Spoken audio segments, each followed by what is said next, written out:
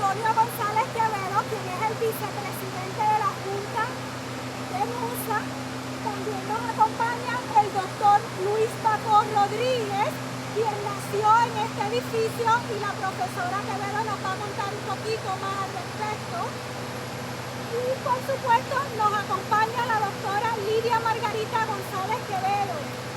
Lidia es profesora de Humanidades del recinto universitario de Mayagüez y precisamente cumple 25 años. El edificio, de hecho, está cumpliendo también su centenario. ¿Por qué Lidia nos está compartiendo esta experiencia hoy? Bueno, pues resulta que Lidia hace una publicación para el 2009 que le llama La prehistoria del edificio MUSA, donde precisamente realiza un estudio de lo que ha sido la trayectoria de este edificio, de las familias que vivieron aquí para los años 20 aproximadamente. Además de eso, Lidia es la escritora del Verde Peregrinar, que es una investigación que ella hace sobre diferentes puntos importantes e históricos en el recinto. Así que un placer dejarlos ahora con la doctora Lidia Margarita González Quevedo. Muy buenos días a todos y a todas los que estén con nosotros en esta mañana tan importante, ¿verdad? Yo voy a asumir desde muy pronto, ¿verdad? Voy a asumir el rol, como Sorali bien les dijo, de que el MUSA hable a través de mí. Antes de que eso ocurra, yo quiero invocar al maestro Eugenio María de Hostos y Bonilla, porque tuvo madre y buena, maestro de la pedagogía que nosotros en la universidad queremos emular, queremos practicar, ¿verdad? Y es esa pedagogía de la conversación. También el maestro Hostos, cuando se celebra una efeméride, nos dice que no es momento para festejar, sino para reflexionar.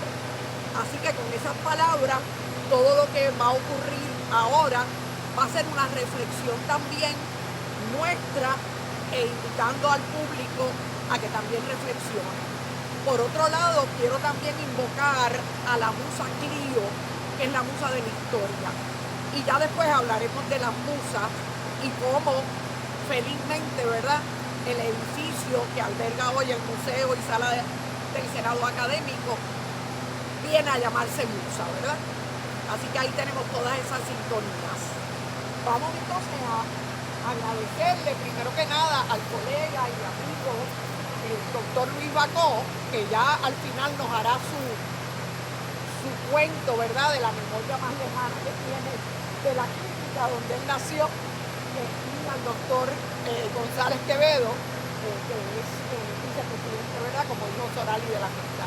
Así que les agradezco mucho la presencia de ustedes aquí y vamos a ver qué nos cuenta el MUSA. Lo primero es que este portal, del que no tengo la fecha específica, aunque tengo fotos antiguas, se construyó para separar el terreno donde está ubicado el MUSA actualmente de lo que en aquel momento, si nos remontamos a 1920, ya en el 18 había ocurrido el terremoto que afectó el edificio más antiguo de Getón. Cuando se construye este edificio, cuando se empieza a construir, esto es todo campo, esto es finca. Y esto era parte donde está el MUSA de la finca Cartagena. Y ya les voy a hablar ya mismito de Agapita Margarita, que es Gloria Cartagena Irlayen, no sé pronunciar bien el segundo apellido, el apellido materno. Así que este pórtico separaba lo que es actualmente el MUSA, antes el hospital St. Mary's, porque Mary Walsh fue la esposa del doctor Temístocles Ramírez Cuerda, que es el que manda a construir el edificio. El doctor Temístocles Ramírez Cuerda es un cirujano reconocidísimo en su momento y viene a construir el edificio porque hace falta en el oeste un lugar no solamente donde se hagan cirugías, sino también donde las enfermeras estudien y tengan como lugar de práctica, ¿verdad?, el propio hospital, que se llama también la Clínica Ramírez Cuerda. Entonces vamos a recordar a doña Virginia. Doña Virginia Ramírez ha sido mi fuente histórica oral maravillosa, porque desde que yo empecé a hablar con doña Virginia, a conversar con doña Virginia, que fue cuando publiqué el Verde Peregrinar, que todavía sabía un poquitín nada más del edificio, la mente de doña Virginia, que en aquel momento cuando estábamos trabajando ya lo del MUSA con videos, entrevistas de la familia y demás, tenía 88 años. Hoy en día tiene 100 años, así que estamos celebrando el centenario de doña Virginia. 100 años y medio. Y yo he hablado, he tenido la dicha, el privilegio de encontrarla aquí en Puerto Rico, en Ponce, en casa de su hija, Adela del Toro, y la saludo a las dos y a toda la familia. Y con esos 100 años y medio tiene la mente privilegiada, o sea, una memoria impresionante. Un dato que ella me repitió, que el arquitecto es de apellido Eugene. Le digo, pero Virginia, dice, Lidia, yo voy a conseguir a Eugene porque Topito, o el esposo de una de sus nietas o de sus hijas, lo conoce. Le digo, pero Virginia, si él está vivo, tiene que tener más de 100 años, porque ya Virginia cumplió 100 años y medio, así que vamos a ver si podemos llenar, ¿verdad?, ese espacio de investigación, gracias otra vez a doña Virginia. Aquí es que estuvieron sentados Temístocles Ramírez Cuerda y su esposa, la enfermera graduada Mary Walsh. Tenemos una foto en el libro del Verde Peregrinar que están ellos ahí sentados. Así que si nos fijamos en esa foto, de aquí para allá vamos a ver que todo eso era campo. En aquel momento solamente estaba en pie el edificio de Diego, que es nuestro edificio de rectoría, y el edificio del carrillón, ¿verdad?, de la famosa campana que es un carrillón. Así que ahí están sentados ellos dos. Y entonces doña Virginia vivió en esta casita que tenemos aquí detrás. Aquí había 4 casas. Y doña Virginia y su familia vivieron aquí de los 1920 a los 1930.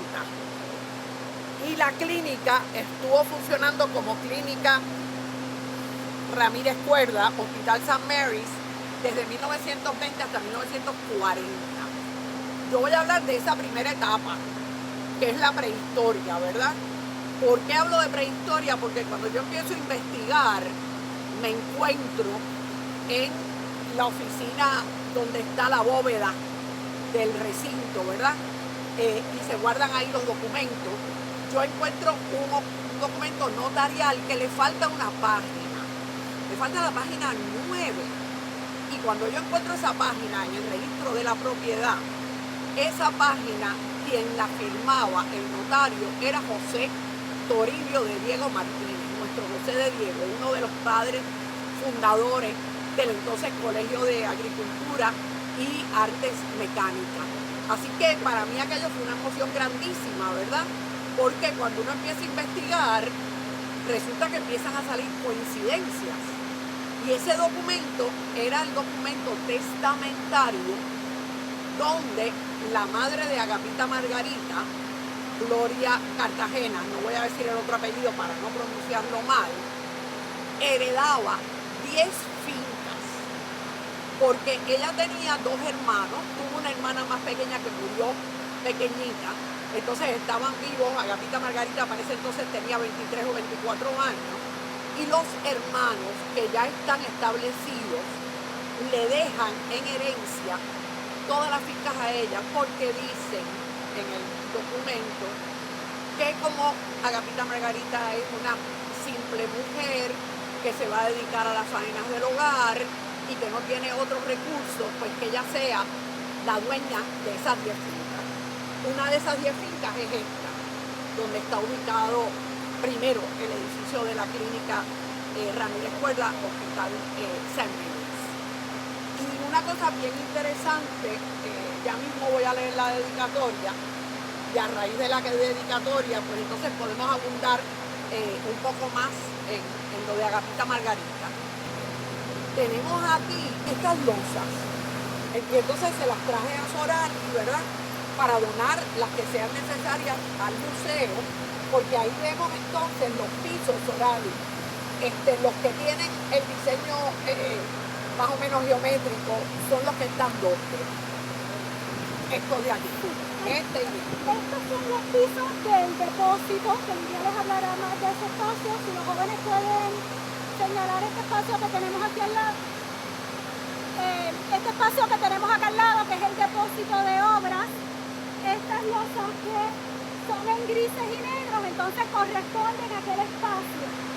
Las losas que están en verdes y los azules corresponden al edificio Musa, tanto en el nivel superior, mayormente en el nivel superior, porque la planta principal conserva la losa original en su mayor parte, que la podremos ver al final del recorrido en Isla Recreada. Podremos ver la parte nueva y la parte antigua.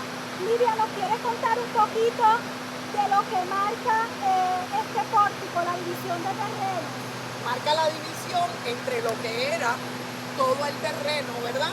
Que es básicamente, yo entiendo, ¿verdad?, todo el terreno que tenemos ahora, que es parte del MUSA, pero el MUSA ya es parte del recinto universitario de Mayagüez de la Universidad de Puerto Rico. En aquel momento era el CAM, el Colegio de Agricultura y Artes Mecánicas, ¿verdad?, que se funda en 1911. Doña Virginia jugaba en esta finca Cartagena, ¿verdad?, donde lo único que había construido era, bueno, en pie, porque vegetó ya en el 18, tuvo los efectos del terremoto, ¿verdad? Era el José de Diego. La casa del rector o la rectora no estaba construida, esa es de 1927. Y la clínica la bendice, primero era el vicario y después se convierte en arzobispo, en el 1923 o 24, cuando Virginia tenía 3 o 4 años. ¿Ok? Así que básicamente eso es lo que separa. Y todavía pues este pórtico está en pie y se mantiene, ¿verdad?, para recordar esa separación de lo que es ahora el recinto universitario de Mayagüez de la Universidad de Puerto Rico, de lo que es el MUSA, propiamente hablando. Entonces, deteniéndonos aquí, pues ya hablamos de la casa que la había vivido la familia de doña Virginia, y entonces es interesante, ¿verdad?, hablar de ese árbol de mango. Yo ayer, hablando con doña Virginia, repasé lo que en verdad ella me había dicho, y yo tengo escrito en la investigación, y es que en esta área de aquí, donde tenemos ese gran árbol y esta jardinería que han preparado, aquí había una casa. Entonces, esa casa era la vivienda de las enfermeras que trabajaban en el hospital y al mismo tiempo estudiaban. O sea que la primera escuela de enfermería del hoy recinto universitario de Mayagüez de la Universidad de Puerto Rico estuvo aquí, en la clínica Ramírez Cuerda. Y la colega Lidia Pérez, de enfermería, que hizo una investigación, ¿verdad?, sobre la enfermería y el desarrollo del bachillerato, y ahora hay maestría y demás, pues tiene inclusive en su libro el nombre de las 2 primeras enfermeras, que ya serían enfermeras graduadas, ¿verdad? Pero entonces, doña Virginia, el cuento que me hace es que ese vicario, que luego sería obispo Willington, me parece, si no recuerdo mal el nombre, que vino a bendecir la clínica, le hizo una maldad a Virginia, que tendría 3 o 4 años. Y doña Virginia lo siguió, lo persiguió con un martillo. Yo no sé si el martillo que usaba su tío para hacer cirugía o cuál. Pero el otro día, cuando estamos, ¿verdad?, más o menos ensayando este Facebook Live, yo digo, porque ella se trepaba en el árbol de mango y entonces jugaba. Entonces yo inventé y le dije, Virginia, lo voy a decir, pero como que yo lo inventé, que ella se trepó en el árbol de mango, le tiró unos mangoes al vicario, luego obispo, y ahí fue que empezó la carrera. Pero ella donde se trepaba, así de pequeña, ¿verdad? Unos años más, era en el techo de la casa de las enfermeras. Porque del techo de la casa de las enfermeras ella podía ver a lo lejos lo que era la habitación de cirugía. Y yo tengo fotos también de eso, de esa habitación, y vamos a ver cuando Dios mediante publiquemos el libro, si los dioses, las diosas, las musas y todo lo demás nos ayudan, ¿verdad? Porque no lo vamos a dejar en un Dios uno y trino y masculino y todo eso, pues eso no va conmigo. Así que veremos a ver entonces la visibilidad que ella tenía, o sea que ella tiene una inquietud no propia de una niña que verdaderamente está pensando en cosas que van más allá de los roles que podría desempeñar luego una mujer. Y una cosa más que tengo que decir de doña Virginia, que la repasé con ella, es que doña Virginia fue de las primeras mujeres en usar pantalones. Ella iba al club de tiro, ya mayorcita, ¿no? En la edad que se prestaba para eso. Y un primo de ella, Julio Montalvo, que nació en la clínica también y fue bautizado en la clínica, Julito, decía que doña Virginia era la mejor tiradora que él había conocido en su vida. Así que esa es otra faceta, ¿verdad? Bien interesante de doña Virginia. Quiero destacar la portada, porque esa portada la hizo, se conoce como Bonnie, estudiante ya graduado, ya es un hombre que debe tener entre 30 y 40 años, y tal vez ahorita se presente por ahí, para ese libro. Pero entonces ya él se comprometió conmigo en que cuando sea, ¿verdad?, que podamos publicar esa investigación como libro, con fotos, documentos y demás, él me va a hacer la portada. Entonces, estas coincidencias, ¿verdad?, que se dan entre espíritus afines, cuando yo lo llamo para decirle de la actividad de hoy y comprometerlo ya para la portada de lo que será el libro cuando sea, me dice: Lidia, ya yo sé, hay 11 columnas, ahora vamos a ver después la columnata, por ahí era que se entraba al hospital, desde allá abajo. Se subía en carro, yo tengo fotos de eso también. Allá abajo había un gran portal que decía Dunscombe Hospital, que a partir del 40 pasa pues, la iglesia adventista, ¿verdad? Y nosotros tenemos una avenida que se llama la avenida Dunscombe. Y entonces esa es una etapa bien breve del edificio, de la que no voy a hablar más porque ese es el capítulo segundo y es del 40 al 43. Y ya en el 43 pasa al gobierno de Puerto Rico, y perteneciente al gobierno de Puerto Rico es el antiguo instituto donde está Carlos Chardón, el abuelo, me imagino, si pensamos en las generaciones recientes, ¿verdad?, que formaron parte de nuestra historia del siglo XX. Todo lo que metafóricamente voy a llamar el cascarón del edificio, que a nosotros le damos la vuelta completa al edificio, eso es el edificio original. Entonces, las partes que están con un cemento diferente al cemento original son partes que no se conservaron en el estado adecuado para restaurarlas, y entonces se añadieron, pero se añadieron donde estaban en el edificio original. Después, cuando le estemos dando la vuelta, vamos a ver unas ventanas ciegas que también están en un cemento, un hormigón diferente, para que sepamos, esto es el original, este es lo que era el original, pero que tuvimos que restaurar, ¿no?, hacer nuevo, ¿verdad? Así que las ventanas que vamos a ver por allá ciegas, pues eran ventanas de cristal, ¿verdad? Entonces están hechas ahora con ese nuevo hormigón.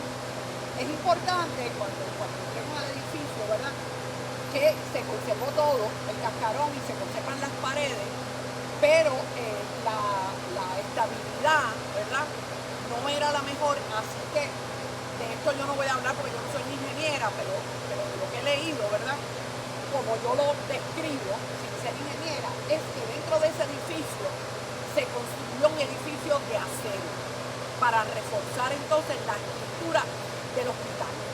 Y ya después, si queremos averiguar más sobre esto, pues uno de los colegas y amigos, Francisco Maldonado Fortunet, el ingeniero Francisco Maldonado Fortunet, trabajó muy de cerca, ¿verdad?, con Tobas y con los obreros y las personas que trabajaron en la restauración del edificio, ¿verdad? Que en 1998, yo llegué aquí en el 96, esa casa que ya vimos era el centro de enriquecimiento profesional. Y entonces, en el 98, vino el huracán George, se llevó el techo del edificio, y ahí estuvo entonces el edificio en ruina, hasta que, si no recuerdo mal, para el 2005 sale la subasta, y es el arquitecto Jaime Covas el que gana la subasta. En aquel momento el presidente era el licenciado Antonio García Padilla, y el rector del recinto era el doctor Iván Vélez Jarocho. Y entonces ahí se empieza la restauración, ¿verdad? Y se eleva el edificio cuando estemos adentro más, y esa parte es la sala del Senado Académico.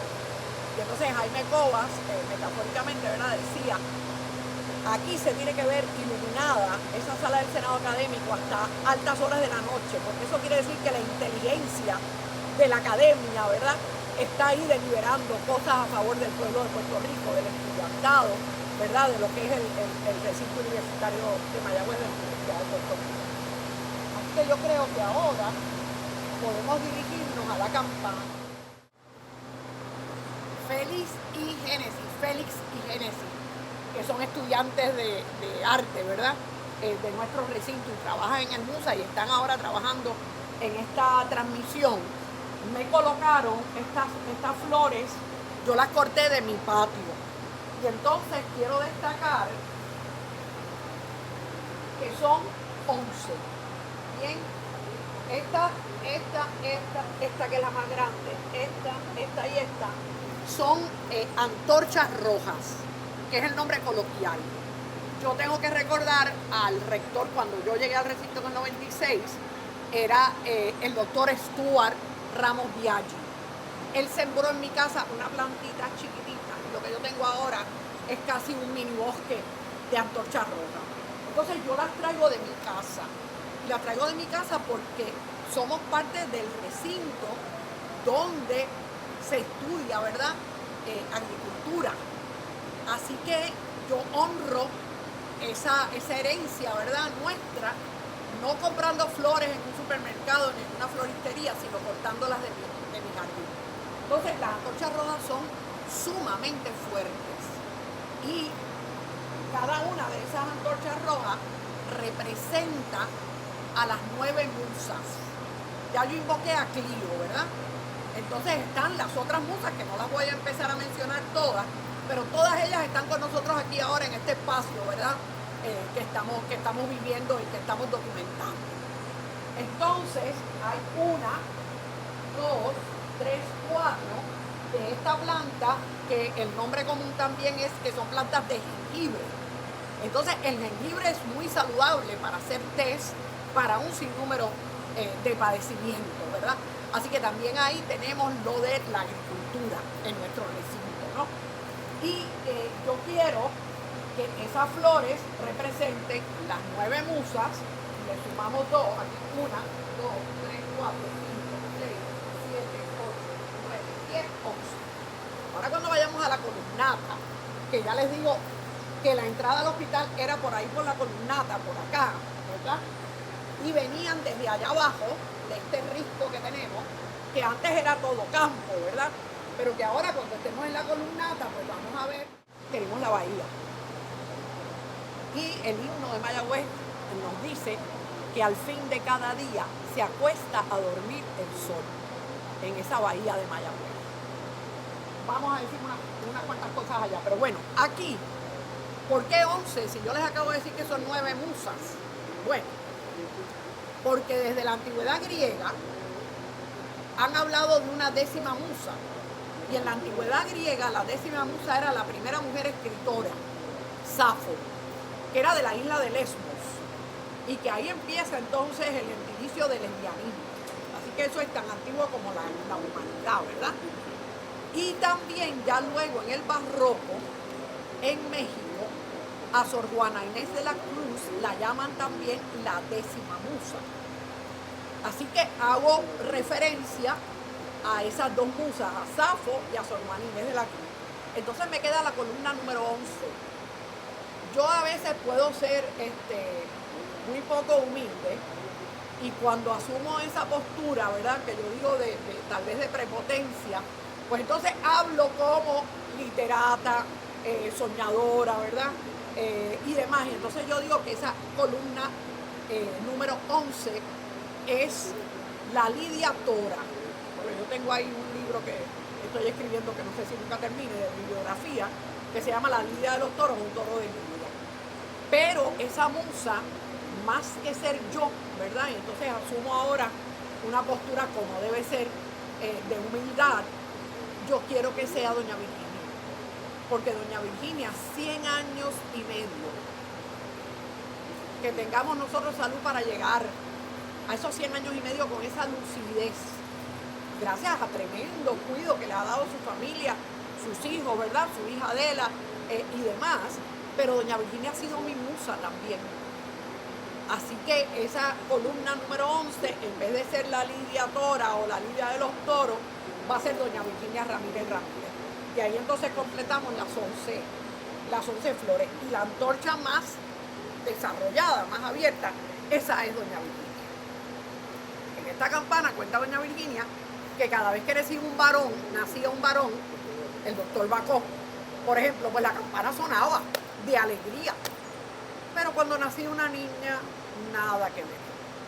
Porque no había que celebrar, ¿verdad?, el nacimiento de una niña, porque todos los hombres querían un primogénito varón. Y eso lo tenemos en la historia de los reyes y todo lo demás. Así que doña Virginia, cuando estábamos con la cuestión de la campana al principio, que no la habíamos encontrado todavía, decía, bueno, esa campana tiene que sonar N cantidad de veces por todas las niñas que nacieron en el hospital y que cuando nacieron no sonó ninguna campana.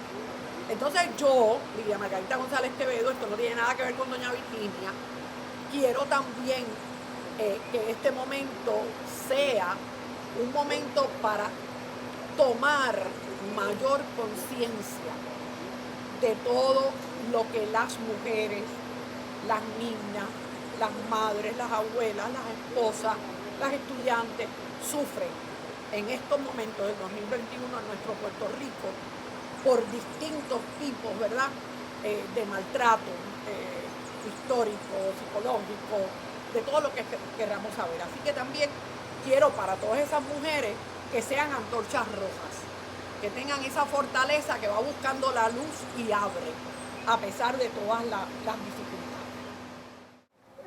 Bueno, ya aquí vemos que ese alero, ¿verdad?, está en un cemento o un hormigón distinto, ¿verdad?, mientras que todo el resto es el original.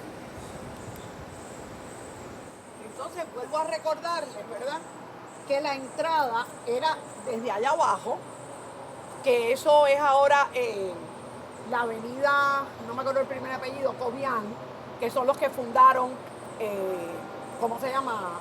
La Bacardí, no es la Bacardí, es la cervecera de Puerto Rico. Eso se llamaba, un nombre muy bonito, o el Camino de Añasco o el Camino Real. Entonces, desde ese Camino Real es que venían los carros antiguos, que también hay fotos en el Verde Peregrinar y que podemos tener otras fotos cuando publiquemos por fin más de 100 años de prehistoria, la vida del edificio Su Entorno y su gente, subían por aquí. Y esta es la fachada del hospital. Entonces, la parte de atrás es por donde venían las ambulancias. Ahí había como un semicírculo, ¿verdad? Y ahí venían las ambulancias a traer a los enfermos. Así que cuando estemos por la parte de allá, pues ya saben que es la parte de atrás del edificio de la clínica. Desde 1920 más o menos hasta el 40. Entonces, Mariam, yo no sé cuándo tú llegaste, pero cuando yo llegué en el 96, el edificio que se estaba usando, distintas funciones, prensa era una de ellas y demás, fue cafetería en otro momento. La cuestión es que había una tarja bastante oxidada que decía Antiguo Instituto. El Antiguo Instituto empieza en 1943 hasta 1948. Nosotros tenemos en la sala Samaya Auger los informes del doctor Carlos Chardón, que yo digo que debe ser el abuelo o el bisabuelo de esta generación que nosotros conocemos, Carlos Enrique Chardón, y no me acuerdo el otro apellido. La cuestión es que ese momento del antiguo instituto, el edificio no había pasado al Colegio de Agricultura y Artes Mecánicas, sino que era parte del gobierno de Puerto Rico. Y entonces el gobierno de Puerto Rico necesita estas investigaciones. O sea, este edificio lo que encierra es una maravilla tras otra, histórica. Porque yo me puedo poner a fantasear y puedo escribir una novela o puedo escribir un cuento largo o un cuento corto, pero la cosa es la documentación histórica que hay de todo esto. O sea, primera escuela de enfermeras, gradúa enfermera. La práctica es aquí en el Hospital o Clínica Ramírez Cuerda. Luego pasa a la familia Donscom, que son los del Hospital Bellavista, que ahí tengo otra historia, ese es el capítulo 2, ¿verdad? Luego, Antiguo Instituto. Luego pasa ya entonces al Colegio de Agricultura y Artes Mecánicas, porque sigue siendo Colegio de Agricultura y Artes Mecánicas hasta 1966, que es cuando por una nueva ley universitaria se convierten todas las unidades en recintos. Y entonces ya somos la Universidad de Puerto Rico, recinto de Mayagüez, o el recinto de Mayagüez de la Universidad de Puerto Rico, como querramos ponerlo. Y entonces ya ahí en esa etapa, pues, es otra la prehistoria, porque yo insisto en prehistoria, porque como yo le estaba diciendo a Sorali, el edificio por primera vez se inaugura en el 2009. Cuando empiezan las obras, que ya Cobas es el que ha ganado la subasta, creo que es 2005. Por lo tanto, a partir de ese momento es que podemos hablar de la historia del MUSA, pero todo lo demás que antecede es la prehistoria del MUSA, ya hablando del MUSA como el museo. Para todo Puerto Rico, para el recinto universitario de Mayagüez, para todos los universitarios del sistema, para todo el estudiantado, que un museo no es un cuerpo muerto, es un cuerpo vivo. Y es un cuerpo que nos da vida. Esa vida que en momentos de la pandemia y en momentos, ¿verdad?, de encierre, en momentos de tragedia, nosotros podemos llenar nuestro espíritu con las obras de arte, con los otros Facebook Live que se han hecho, el que se hizo con el colega Vergara, ¿verdad? Así que quiero decir que tenemos que ver los museos. Y este es el primer museo de arte que existe en el oeste y en Mayagüez. Y lo tenemos en el recinto, en la Acrópolis mayagüezana, como yo llamo a la colina histórica, ¿verdad? Así que hay que beber de esta fuente. Y cada vez que usted se sienta deprimido, cada vez que usted se sienta que no puede seguir adelante, entre al MUSA virtual, vea las obras de arte, escuche las grabaciones del doctor Bacó, que son una joya. Todo el mundo que estudió arte mientras el doctor Bacó estaba, tiene un bachillerato en doctor Bacó, porque el doctor Bacó enseñaba todas las clases, todas. Y libre Dios que se desprendiese de esa clase. Y el doctor Bacó, hoy en día, con sus 80 y tantos años, ya ustedes lo verán después hablando. Y no solamente eso, él conoció a grandes artistas, Gaudí es uno de ellos. Y tenemos que pensar en la Sagrada Familia, ¿verdad? Y el que no sepa lo que es, búsquelo en Google y busque lo que está en Barcelona y todo lo demás. Y conoció al restaurador en jefe de los frescos de la bóveda y de la pared de atrás del altar mayor de la Capilla Sistina, Gianluigi Colalucci. Amigo de él porque el doctor Bacó también es restaurador de obras. Así que nada más escucharlo. Así que venga al MUSA, venga a caminar el campus nuestro, que es una maravilla. Yo entré por primera vez aquí hace una semana, después de 1 año y 2 meses, y lloré en el portal de Barcelona. Y soy capaz de llorar ahora, ¿verdad? Porque extraño el campus, extraño la vida universitaria que está en el campus, aunque nosotros estemos yendo definitivamente contra la historia, no se puede ir a toda la universidad virtual, remota, en línea. El campus tiene que estar. El campus tiene que estar ahí. Si no es presencial porque usted está en la China cogiendo un curso del recinto universitario de Mayagüez, pues entonces ya ahí Mariam, la oficina de prensa, Sorali, se encargarán, ¿verdad? Hay unas vistas aéreas maravillosas de cuando se celebró el año pasado un día como hoy internacional los museos, para que usted se llene de este campo. Y si puede venir, esto es aire puro, aire limpio que respirar. Este es el cemento original. Estas columnas también son las originales. No sé si la han chapisteado algo, pero son las originales. Entonces, esas jardineras, ya ustedes se dan cuenta que son la del cemento nuevo, porque las jardineras originales que había ahí, pues no se podían restaurar. A medida que sigamos caminando por aquí, ahí tenemos la primera columna, la segunda, o sea, la primera de las musas, la segunda de las musas, la tercera de las musas, la cuarta, la quinta, y después de la quinta, estas dos jardineras son las originales. Y entonces se ve el contraste entre lo nuevo, que es una restauración de lo que era el original, y el original.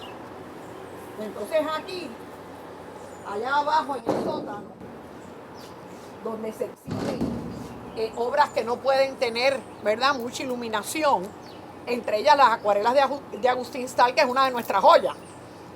Las personas del Smithsonian vienen aquí, porque las acuarelas que hay aquí no las hay allá. Y vienen a tomar fotos, ¿verdad? Y las acuarelas están encapsuladas y demás. Allá abajo estaba, y después el doctor Bacó me dirá si él tiene recuerdo de esto, estaba la cafetería del hospital, y entendemos también que estaba lo que llamamos la morgue, porque obviamente en el hospital moría gente, aunque venían a curarse de tuberculosis, de malaria y de otras enfermedades de la época, pues algunos morían también, y en lo que se los podían llevar para la funeraria que fuera, pues había un momento que estaban los cadáveres ahí. Así que, siguiendo la ya alegoría, ¿verdad? Las acuarelas de Agustín Stahl otra vez nos llevan a la agricultura, nos llevan al cultivo de los cactus, nos llevan al cultivo de las orquídeas, y entonces eso ya le da vida a todo lo que pudo haber ahí relacionado con la muerte. Así que pues yo pienso que tal vez podemos ver las obras de Agustín Stahl como una resurrección. Y cuando estemos ahí, pues pensar en eso también, ¿verdad? Y ahora tenemos una colección maravillosa de las esculturas de la colección permanente del MUSA, ¿verdad? Me corrige si digo algo incorrecto. Y ahí están los famosísimos pingüinos de Compostela, ¿verdad? Español, casado con una de las grandes mentes luminarias de la literatura, de la crítica literaria, doña Margot Arce de Vázquez. Así que también ahí pues tenemos recuperar, ¿verdad? Resucitar con todo esto. Y el busto de Diego, que está abajo en el portón de Barcelona, el escultor es Compostela. El busto de aquí de Hosto es de apellido Macho, el escultor. Pero el del busto de abajo es Compostela. Bueno, pues aquí, cogiendo este descanso, ¿verdad? Precisamente frente a uno de los grandes murales de Marcos Irizarry. Nosotros tenemos dos colecciones de una valía internacional grandísima. Una de ellas es la de Marcos Irizarry. Marcos Irizarry no solamente nos dejó su obra, él fue artista residente aquí en nuestro recinto hasta que murió, ¿verdad?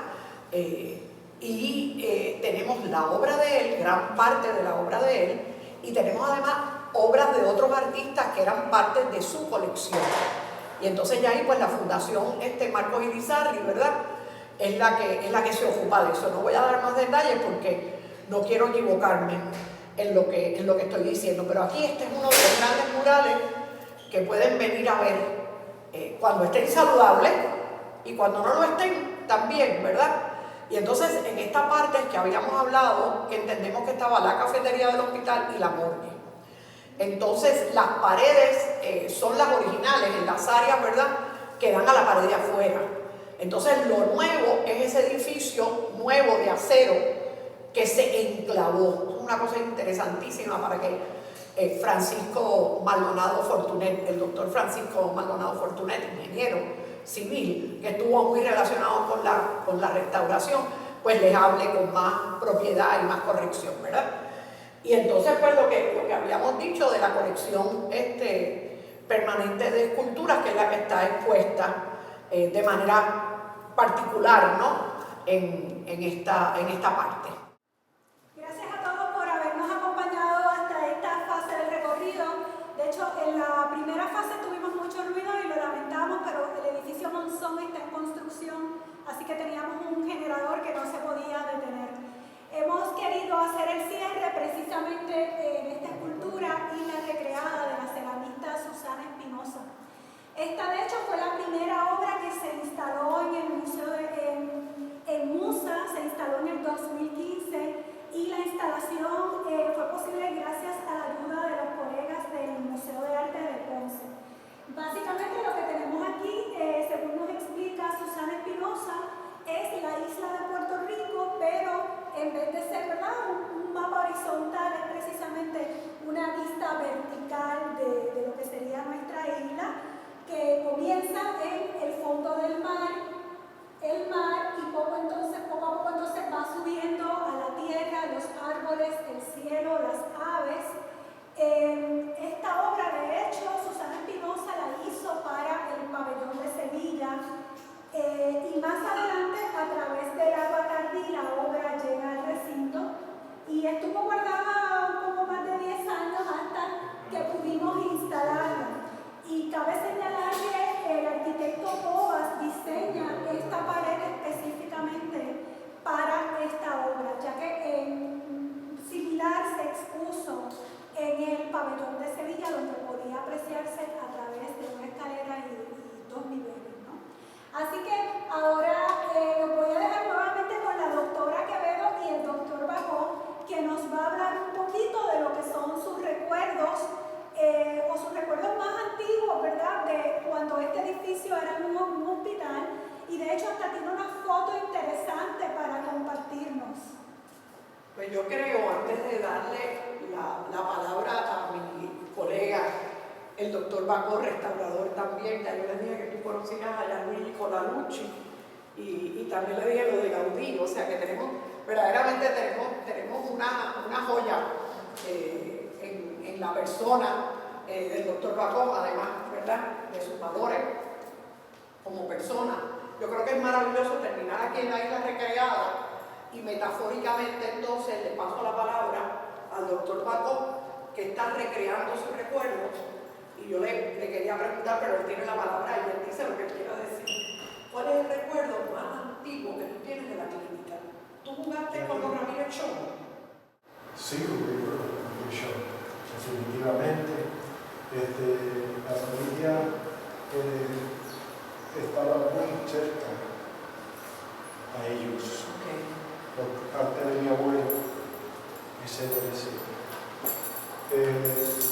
Esto es una maravilla. No es porque yo haya nacido aquí, ¿verdad? Porque eso fue en diciembre 3 del 37, el otro día.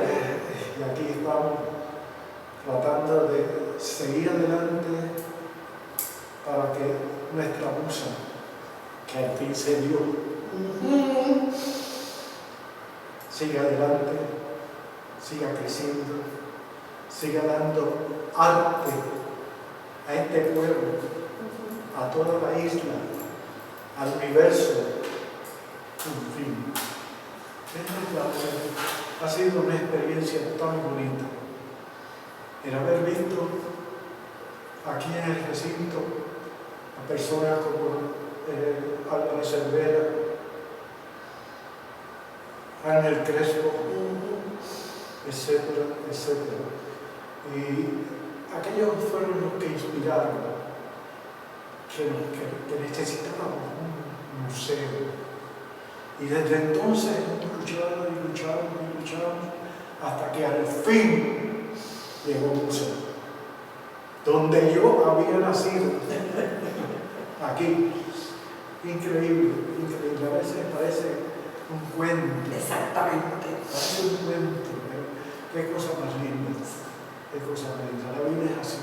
Sí, y nos recompensa, ¿verdad? Claro que sí. Recompensa toda la vida. Sí. Aquí pude conocer profesores maravillosos, estudiantes, bueno, siempre hay alguno que les sabe decir, pero la mayoría de ellos fabulosos. Aquí tenemos esta foto maravillosa, ¿verdad? El papá del Ah, sí. doctor Baco, su mamá, y aquí en esta cunita, el bebé. El chiquitín. Ay, mira, yo no había visto El esa chiquitín que foto. Esta yo no la había visto. Mira para allá. Oye, pero el chiquitín era grandecito. Bueno, Definitivamente. Mira para allá. Qué bebé robusto. Y además gesticulando. ¡Qué maravilla! ¡Qué maravilla! Lo primero que pedí fue un sándwich. Ay, padre. Entonces aquí tenemos que no lo elegimos, ¿verdad? Porque ya es demasiado largo esto. Pero en esa columnata, ahí salían, nos cuenta doña Virginia, las personas que estaban un poquitito mejor, que estaban en el hospital. Entonces hay fotos de eso, los sillones, lo que llamamos sillones de ruedas hoy, era muy estético porque era un sillón de mimbre con ruedas, ¿verdad? Entonces sacaban a esos pacientes recuperados, ¿verdad? A contemplar la bahía, a recibir el aire fresco, ¿verdad? Así que maravilloso. Y también como pasó con el edificio de Diego y Monzón también, era la época de la hiedra, ¿verdad? Entonces la hiedra estaba en las paredes también de esos edificios. Era maravilloso. Luigi Bacconini. Luigi Bacconini, eso viene de la ópera. Porque también es un maestro en la historia de la ópera. Que aquí tenemos un caudal, de verdad, yo le agradezco muchísimo que nos haya acompañado en este Facebook Live. El primero de unos cuantos más, yo estoy segura, porque hay mucho más que hacer. Quien tiene que dar las gracias soy yo, por estar aquí con todos ustedes, por ver a mi musa otra vez. Muchas gracias a todos y muchas gracias a las personas que tenemos detrás de estas tres cámaras. A Génesis, a Félix Alexander, que además nos ayuda a editar todas las cápsulas del doctor Bacó, Fran Valle, que nos ha ayudado en la coordinación, a la doctora Marian Rudín, que siempre nos apoya en todos los inventos que tenemos aquí en el museo, por allá el doctor Antonio González Quevedo, vicepresidente de la Junta, que siempre dice presente en todos los eventos, y por supuesto al doctor Bacó y a la doctora Lidia Margarita, que ha hecho este recorrido excelente, que les cuento que es la primera vez que documentamos. La doctora González Quevedo ya nos había